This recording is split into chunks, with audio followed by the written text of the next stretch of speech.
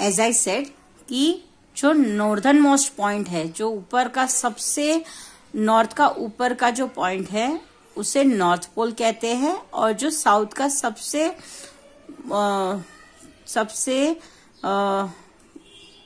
सॉर्दर्न most point है उसे south pole कहते हैं।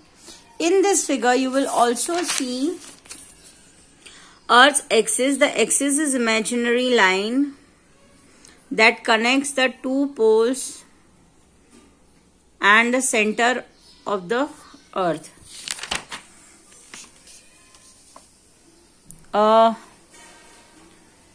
ये जो पॉइंट है, ये जो नॉर्थ और साउथ पोल में, इसमें नहीं दिखा रहा है, बट ये जो नॉर्थ और साउथ पोल को ये जो लाइन ज्वाइन करती है उसे अर्थ एक्सिस कहते हैं, और वो इमेजिनरी लाइन है, यहाँ पे दिख रही है, देखो ये जो दिख रही है ना, दिस इज अर्थ एक्सिस, और वो एक इमेजिनरी लाइन है जो दोनों पोल्स को कनेक्ट करती है।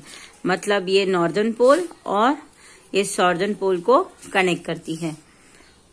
The sun shines directly over the equator and thus the area on and around the equator tend to be very hot. मतलब कि ये जो इक्वेटर है और जो सन है, सन जो है वो डायरेक्टली इसके ऊपर गिरता है, उसके जो सनरेज है वो डायरेक्टली इस पे गिरते हैं। तो इस इक्वेटर में जितने भी एरियाज आते हैं, जितने भी मतलब सन की रेज जितनों के भी ऊपर डायरेक्ट आती है, वो सारे उन सारे सिटी कंट्रीज का, एरिया का, सबका टेम्परेचर बहुत ही ज्यादा गर्म होता है। On the other hand the poles get sunlight for only 3 months in a year. This is why the poles are very cold throughout the year. मतलब कि ये जो जिन पे सनरेज डायरेक्टली आते हैं वो सारे कंट्रीज, ये जो सारे कंट्रीज हैं वो सारे कंट्रीज का टेम्परेचर उतना ज्यादा हॉट है, ठीक है। बट ये जो बाकी के एरियाज है जो पोल्स की तरफ है, वो चाहे नॉर्दर्न पोल हो या साउदर्न पोल हो, इन सब की तरफ जितनों का भी एनवायरमेंट है, ये सारे हैं, उसमें उनका टेम्परेचर बहुत ही ज्यादा कोल्ड है। क्यों कोल्ड है? क्योंकि वहां पे डायरेक्ट सनरेज नहीं पड़ती है, तो उस वजह से इनका एनवायरमेंट उतना गर्म नहीं हो पाता है, और ज्यादातर मोस्टली 3 महीने ही वहां सनलाइट दिखती है, इसलिए उनका टेम्परेचर ज्यादा कोल्ड रहता है ऑलमोस्ट पूरा साल, ठीक है। ये दोनों आप टेक्स्ट नोटबुक में ड्रॉ करेंगे। रोटेशन ऑफ अर्थ में आप ये और ये दोनों ड्रॉ करेंगे नोटबुक में। This can come as your diagram, colour and label it. Now rotation and revolution. Rotation और रिवॉल्यूशन में एक फर्क है, अभी समझा रही हूं। रोटेशन वो होता है जो अर्थ अपने आप घूमती है, जब अर्थ अपने आप घूमती है उसे रोटेशन कहते हैं। और रिवॉल्यूशन क्या होता है? जो अर्थ सन के आजू बाजू घूमती है, अर्थ जब सन के आजू बाजू घूमती है उसे रिवॉल्यूशन कहते हैं, और अर्थ जो अपने आजू बाजू घूमती है उसे रोटेशन कहते हैं। ये पहला फर्क। दूसरा फर्क, रोटेशन जो है वो 24 आवर्स में कंप्लीट हो जाता है, इसीलिए हमारा दिन 24 आवर्स का है, हमारा दिन 24 घंटे का है, राइट। और दूसरा रिवॉल्यूशन जो है वो रिवॉल्यूशन मतलब सन के आजू बाजू घूमने के लिए अर्थ को 365 डेज एंड 6 आवर्स लगते हैं, ठीक है। उनको एक रिवॉल्यूशन कंप्लीट करने के लिए, अर्थ को एक रोटेशन कंप्लीट करने के लिए 24 आवर्स लगते हैं, और अर्थ को एक रिवॉल्यूशन कंप्लीट करने के लिए 365 डेज और 6 आवर्स लगते हैं। इसीलिए that is why every 4th year is our leap year. इस वजह से, due to this reason, every 4th year is our leap year. ये यहाँ दिया नहीं है, ये मैं बता रही हूँ। Why every 4th year is leap year. आप क्वेश्चन करोगे वैशाली मैम ऐसा क्यों? क्योंकि यहाँ पे 6 आवर्स में एक दिन खत्म होने के लिए we need 24 hours. 6 4s are 24, तो 24 आवर्स हर 4th ईयर में कंप्लीट होता है, इसीलिए हर 4th ईयर को लीप ईयर होता है। The next extra day in that February is our leap year. So hope this is clear to you all. Now I'll start with this. Rotation and revolution. The earth spins on its axis from west to east. This movement is called rotation. अर्थ अपने axis पे waste to east घूमती है, उसे क्या कहते हैं? Rotation. The earth takes 24 hours to complete one rotation. Day and night are caused by the earth's rotation. जैसे मैंने कहा कि अर्थ अपना एक रोटेशन 24 आवर्स में कंप्लीट करती है, इसी वजह से डे एंड नाइट हमें दिखाई देते हैं, हम डे एंड नाइट फील करते हैं, ऑब्जर्व करते हैं। Now the earth also moves around the sun in a fixed path is called orbit. ये जो अर्थ है वो ये एक फिक्स्ड पाथ में घूम रही है, राइट? जिस फिक्स्ड पाथ में वो घूमती है उसे क्या कहते हैं? ऑर्बिट। वो अपनी ही ऑर्बिट पे घूमती है। अगर आपने मिशन मंगल मूवी देखा होगा तो मिशन मंगल मूवी में आपको ऑर्बिट समझाया था, right? So that orbit is this earth का पाथ। अर्थ किस पाथ में घूमती है उस पाथ को ऑर्बिट कहते हैं। This movement is called revolution. इस मूवमेंट को क्या कहते हैं? अर्थ ये जो मूवमेंट कर रही है उसे क्या कहते हैं? Revolution. The earth completes one revolution in 356 days. This is actually 65.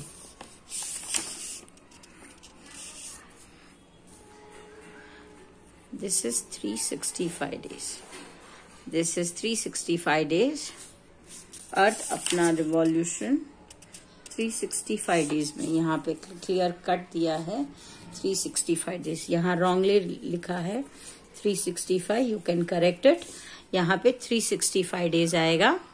The earth completes one revolution in 365 days and 6 hours. Seasons are results of this movements. इस वजह से सीजन्स क्रिएट होते हैं, राइट? और लीप ईयर कैसे बनता है वो भी मैंने आपको समझा दिया। Now rainbows are one of the most beautiful natural phenomenon seen on the earth. Rainbow earth पे दिखने वाला मोस्ट ब्यूटिफुल नेचुरल फिनोमिनन है। A rainbow can be seen when the sun appears in the sky after a heavy rain shower. Rainbow हमें कब दिखता है? जब बहुत तेज बारिश के बाद सन क्लियरली दिखता है, हमें अच्छे से स्काई में दिखता है। उसमें क्या होता है? उस वजह से जो सनरेज है और जो बादलों में से सनरेज निकल के आती है उसमें जो मॉइस्चर होता है, उस मॉइस्चर के कारण उसके रेज डिवाइड होते हैं। आप आगे साइंस में आपको जब साइंस एज अ सब्जेक्ट आएगा तब आपको ग्लास एंड लाइट एक चैप्टर आएगा कि लाइट पास थ्रू होती है तो वो कैसे सारे कलर्स अलग करती है। And VIBGYOR, you will learn VIBGYOR eight that time. तो ये एक नेचुरल फिनोमेना उसी रीजन से है। ये आपको जब आप साइंस एज अ सब्जेक्ट आपको आएगा and light as a subject light as a chapter you will learn this point at that time. Sunlight consists of 7 colors, that is violet, indigo, blue, green, yellow, orange and red, or Vibgyor. It's Vibgyor. That combines to make white light. ये सारे colours को जब हम combine करते हैं इसी form में, तब हमें व्हाइट लाइट मिलती है। When sunlight enters the raindrops, मैंने कहा ना कि sunlight enter the raindrops in the air, the different colors get separated from the rainbow. ये उसी वजह से होता है। Now, the moonflower, as the name suggests, white colored flower that blooms only at night. This is because the flower is pollinated by night flying moths. Moon flower जब हम हिंदी में या गुजराती में उसको रात रानी कहते हैं, वो ऐसा ही व्हाइट कलर फ्लावर्स है जो सिर्फ रात को खिलता है। क्यों रात को खिलता है? क्योंकि वो रात को ही पॉलिनेट होता है नाइट फ्लाइंग मोथ से। Night flying moth, I don't have that Hindi word for that, but वो रात को चमकते, जुगनू, जुगनू, yes, that जुगनू, वो जुगनू की वजह से उनमें से उनको उस फ्लावर के पॉलिनेशन उनसे मिलते हैं, इसीलिए नाइट मून फ्लावर्स है जो रात को सिर्फ पॉलिनेट होते हैं। Lighting and thunder, sometimes large clouds appears in the sky which contains electricity. Lightning and thunder, बारिश और बारिश नहीं बट क्या बोलते, बिजली चमकना और कड़कना। लाइटनिंग इज बिजली चमकना, थंडर कड़कना, बिजली कड़कना। Sometimes very large cloud appears in the sky which contains electricity. As these clouds move closer to each other, sparks of electricity are produced. These bright flashes of electricity are called lightning. जैसे मैंने कहा, for example कई बार अभी winter में आपने देखा होगा, हम कई बार कोई प्लास्टिक की चेयर से टच हो जाते हैं या फिर ऐसा कोई कपड़ा हमें टच हो जाता है तो हमें करंट लगता है, राइट? तो अगर ये नेचुरली कोई ऐसी दो चीजों के मिलने से हमें करंट जैसा फील होता है, नेचुरल नॉर्मल, ठीक है, तो वैसे ही जब बारिश गिरती है तो दो क्लाउड्स, अगर ऐसे दो क्लाउड्स हैं जिसमें से लाइटनिंग इलेक्ट्रिसिटी पास हो रही है और वो एक दूसरे को टच करते हैं, एक दूसरे के नजदीक आते हैं, तो वो नजदीक आने से उसमें लाइट प्रोड्यूस होती है और उस फ्लैशेस, उस इलेक्ट्रिसिटी की फ्लैशेस से लाइटनिंग होती है, मतलब बिजली चमकती है। Lightning makes the air hot, make it expand and produce a noise that is called thunder. मतलब नॉर्मल अगर दो क्लाउड्स आपस में टकरा गए या फिर आपस में ऐसे ही नजदीक आ गए, तो अगर सिर्फ स्पार्क हुआ या फिर लाइट हुई या फिर जस्ट एक छोटा सा करंट पास ऑन हुआ उस क्लाउड्स में, तो लाइटनिंग होती है। लेकिन अगर वो वोल्टेज थोड़ा ज्यादा है, वो इलेक्ट्रिसिटी पावर थोड़ा ज्यादा है और उनका क्लोजनेस और उनका मिलना उतना ही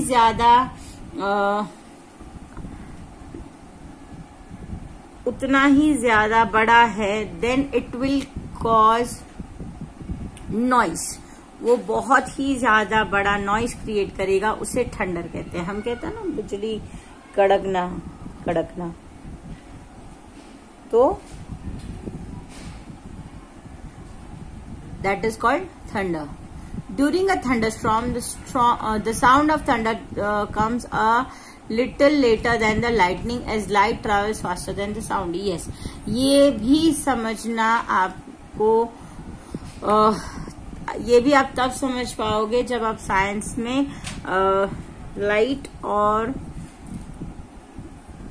साउंड का चैप्टर पढ़ोगे। जब आप light and sound as a science में एज ए सब्जेक्ट पढ़ेंगे, तब आपको समझ में आएगा कि लाइट साउंड से ज्यादा तेज ट्रैवल करती है, ज्यादा फास्ट ट्रैवल करती है, तो उस वजह से साउंड जो है वो थोड़ा लेट आता है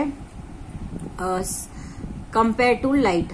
तो जब भी बिजली की गड़गड़ाहट और लाइटनिंग, मतलब बिजली चमकना और गड़गड़ाहट साथ में होती है, तो पहले हमें बिजली दिखती है, उसके बाद उसकी आवाज आती है। नेक्स्ट टाइम ये चीज आप नोटिस करना कि ऐसा हो रहा है कि नहीं। Safety measures during a thunderstorm. Thunderstorm के वक्त सेफ्टी मेजर्स हमें क्या क्या लेने चाहिए? स्टे इंडोर्स इफ पॉसिबल, अगर पॉसिबल है तो आप घर में ही रहिए। Do not touch a corded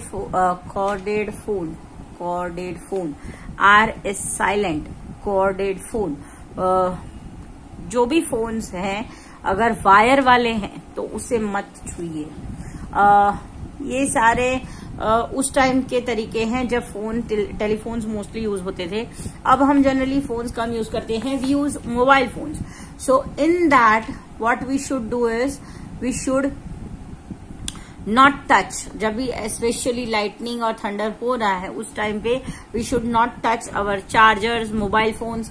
नहीं, हमें ऐसी कोई चीजें छूनी नहीं चाहिए। इवन अवर इलेक्ट्रॉनिक अप्लायंसेस, अगर पॉसिबल है तो हमारे इलेक्ट्रॉनिक अप्लायंसेस को भी आप बंद कर दीजिए। Don't use any electronic appliances at that particular time. ये इसमें नहीं दिया गया है, but yes this is fact. If you are outdoors sit in an open area. अगर आप बाहर है तो आप ओपन एरिया में बैठ जाइए। Stay away from tall trees और ऑब्जेक्ट्स। आप बड़े मतलब टॉल ट्रीज, लंबे ट्रीज और ऐसी कोई चीजें जो लंबी हो, जैसे for example high writers buildings हो, बड़ी बड़ी बिल्डिंग्स हो, ऐसी चीजों से दूर रहिए। You should not stay near the tall objects और tall trees. Do not sit और स्टैंड नियर द व्हीकल्स और एनी मेटल ऑब्जेक्ट्स। आपको ऐसी कोई चीजों के पास नहीं रहना चाहिए जो मेटल की हो, जो धातु से बनी गई हो, राइट। फॉर एग्जाम्पल कार्स है, फॉर एग्जाम्पल इवन हमारे इलेक्ट्रिक पोल्स हैं, इवन हमारे जो क्या कहते हैं हम नेटवर्क टावर्स कहते हैं, जो वोडाफोन वाले एयरटेल वाले लगाते हैं, उसके आजू बाजू भी हमें खड़े रहना नहीं चाहिए। So this are the safety measures we should take during the thunderstorms. Now natural disaster. Natural disaster are also natural phenomenon. Natural disaster जैसे कि सुनामी है, फ्लड तो ठीक है, सुनामी है, अर्थक्वेक्स है और वॉल्केनो इरप्शंस है, ये सारे भी नेचुरल फिनोमेनन के ही एग्जाम्पल्स हैं।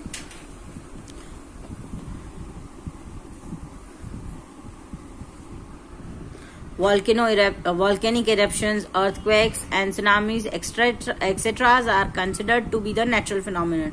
For example, earthquake occurs due to the movement of Earth's tectonic plates. Earthquake क्यों होता है? अर्थ के टेक्टोनिक प्लेट्स की वजह से। अर्थ के टेक्टोनिक प्लेट्स आपको जैसे जैसे आप आगे बढ़ोगे आपको आएगा, लेकिन टेक्टोनिक प्लेट्स क्या होता है मैं समझा दूं। ये हमारा अर्थ है, राइट। ये इसकी सरफेस है, मतलब ये ऊपर का हिस्सा। जैसे जैसे अंदर जाते जाएंगे ना, वैसे अर्थ के लेयर्स आते जाते हैं। तो ये जो अर्थ के लेयर्स हैं वो अलग अलग टेक्टोनिक प्लेट से बने हुए हैं। मतलब अगर मैं आपको सिंपल एग्जांपल दूं, तो अगर हम हमारी स्किन देखेंगे, if you will see your skin, आप कभी छिल जाते हो, राइट। अगर आप कभी छिल जाते हो तो एक पतला सा लेयर निकलेगा। अगर बहुत ज्यादा छिल गए तो ऊपर से एक दूसरा लेयर दिखेगा। अगर बहुत ही ज्यादा बड़ा एक्सीडेंट हुआ है तो छिल के शायद आपके मसल्स दिखने लगे। उस मसल्स उससे भी ज्यादा बड़ा एक्सीडेंट हुआ है तो शायद आपके मसल्स के अंदर के डैमेज्ड हिस्से आपको दिखने लगे। जैसे ये सारी चीजें लेयर्स में है, वैसे सेम चीजें अर्थ के लेयर्स में है। तो ये जो अर्थ के लेयर्स है, अंदर अंदर अंदर अंदर, ये सारे अंदर वाले लेयर्स को टेक्टोनिक प्लेट्स कहते हैं। और जैसे हमारे बॉडी में जो चेंजेस होते हैं, जो शायद हमारे मसल्स को डैमेज करते हैं, या फिर कभी हमें स्प्रेन हो गया, या फिर क्या बोलते हैं पैर मुड़ गया, राइट। तो ये सारे जो अंदर के चेंजेस होते हैं, वैसे सेम चेंजेस अर्थ के अंदर होते हैं। कोई भी रीजन से हो सकता है, ड्यू टू शायद अर्थ का अंदर का टेम्परेचर उतना ज्यादा बढ़ गया हो कि उनको एक्सपैंड या कॉन्ट्रैक्ट, एक्सपैंड मतलब फैलना और कॉन्ट्रैक्ट मतलब सिकुड़ जाना। तो एक्सपैंड और कॉन्ट्रैक्ट के बीच में वो जो टेक्टोनिक प्लेट्स में चेंजेस होते हैं, उस वजह से अर्थक्वेक होता है। इससे ज्यादा अर्थक्वेक में इजीली नहीं समझा सकती। So hope this is clear. ये इतना ज्यादा आएगा नहीं, बट ये मैं एग्जाम्पल दे रही थी कि how this is natural disaster, क्योंकि ये सारी चेंजेस नेचुरल है, हम इसमें कुछ भी नहीं कर सकते। This is all done by nature. Now with this we have completed the chapter, and now it's the wrap up part. Natural phenomenon, rotation and revolution. The earth's movement on its axis is called rotation. The earth completes a rotation in 24 hours. Day and night are caused by earth's rotation. A revolution, that is earth's movements around the sun, takes 365 days and 6 hours. The earth's revolution is responsible for the changes in season. Rainbow. Rainbows are one of the most beautiful natural phenomenon. Rainbows sometimes appears after rainfall. When sun appears and sunlight passes through the rain droplets, causes the sunlight to separate into 7 colors. Vibgyor, violet, indigo, blue, green, yellow, orange, red. Lightning and thunder. When the large clouds which contains electricity appears in the skies and come in the contact, bright sparks of electricity are produced. This phenomenon is called lightning. Lightning is accompanied with a loud sound called thunder. Natural disaster. Natural disasters such as earthquakes, tsunami, and volcanic eruptions are other examples of natural phenomenon. So with this we have completed our chapter, and you have to revise this again, and you have to draw 3 diagrams. This diagram is for Earth's movement. If I'll ask the questions, explain Earth's movement. Draw the diagram